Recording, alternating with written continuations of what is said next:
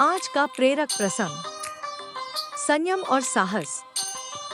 बहुत दिन पहले किसी गांव में एक नाई रहता था। वह बहुत आलसी था।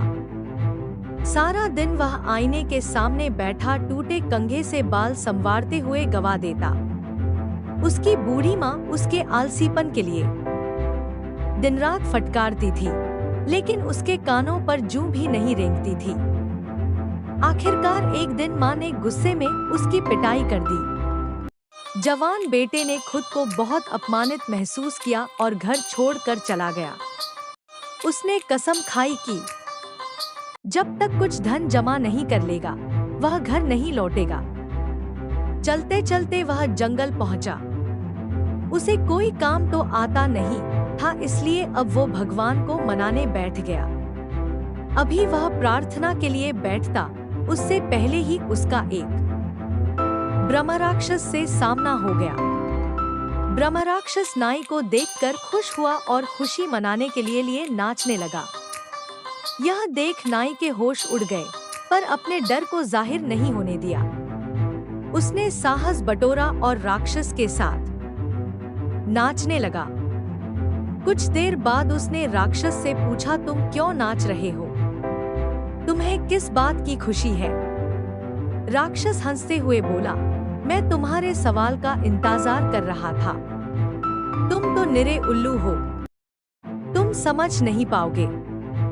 मैं इसलिए नाच रहा हूँ कि मुझे तुम्हारा नरम नरम मांस खाने को मिलेगा। वैसे तुम क्यों नाच रहे हो? नाई ने ठहाका लगाते हुए कहा, मेरे पास इससे भी बढ़िया कारण है।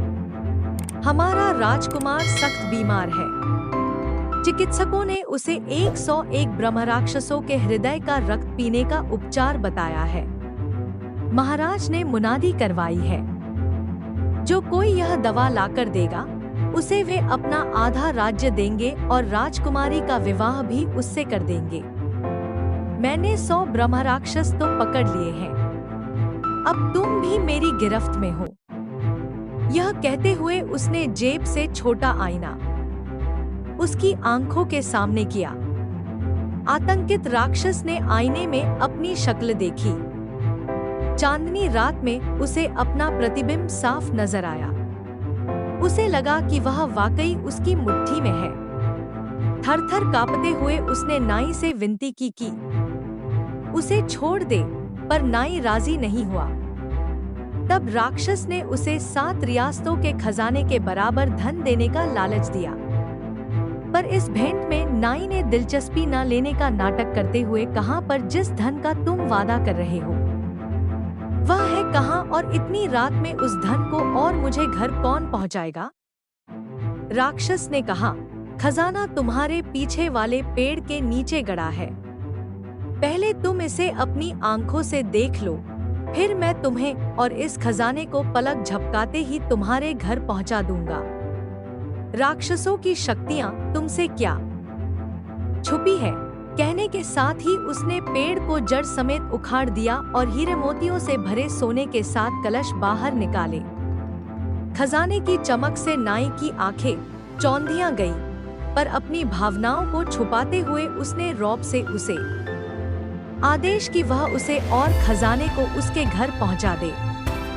राक्षस ने आदेश का पालन किया। राक्षस ने अपनी मुक्ति की याचना की, पर नाई उसकी सेवाओं से हाथ नहीं धोना चाहता था, इसलिए अगला काम फसल काटने का दे दिया। बेचारे राक्षस को यकीन था कि वह नाई के शिकंजे में है, सो उसे फसल तो काटनी ही पड़ेगी। वह फसल काट ही रहा था कि वहां से दूसरा ब्रह्मराक्षस गुजरा। अपने दोस्त को इस हालत में देख वह पूछ बैठा।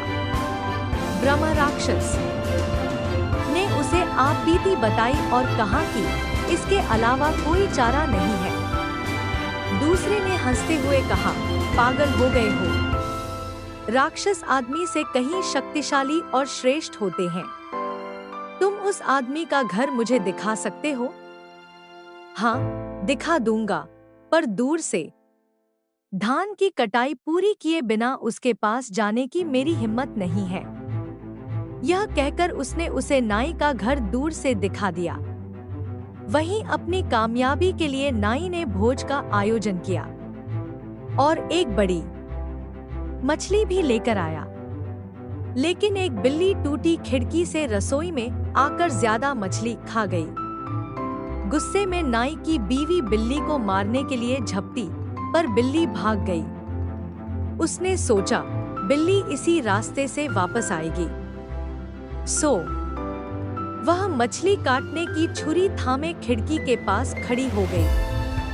उधर दूसरा राक्षस दबे पाव नाई के घर की ओर बढ़ा। उसी टूटी हुई खिड़की से वह घुसा। बिल्ली की ताक में खड़ी नाई ने तेजी से चाकू का वार किया। निशाना सही नहीं बैठा, पर राक्षस की लंबी नाक आगे से कट गई। दर्द से कराहते हुए वह भाग खड़ा हुआ और शर्म के मारे अपने दोस्त के पास हो गया भी नहीं। पहले राक्षस ने धीरज के साथ पूरी फसल काटी और अपनी मुक्ति के लिए नाई के पास गया। धूर्त नाई ने इस बार उल्टा शीशा दिखाया। राक्षस ने बड़े गौर से देखा। उसमें अपनी छवि न पाकर उसने राहत की सांस ली और नाचता गुनगुनाता चला गया। शिक्षा, धैर्य और संयम से बड़ी मुसीबतें भी टल जाती हैं। साहस से बड़ी कोई शक्ति नहीं होती है। सदैव प्रसन्न रहिए। जो प्राप्त है पर्याप्त है। जिसका मन मस्त है उसके पास समस्त है।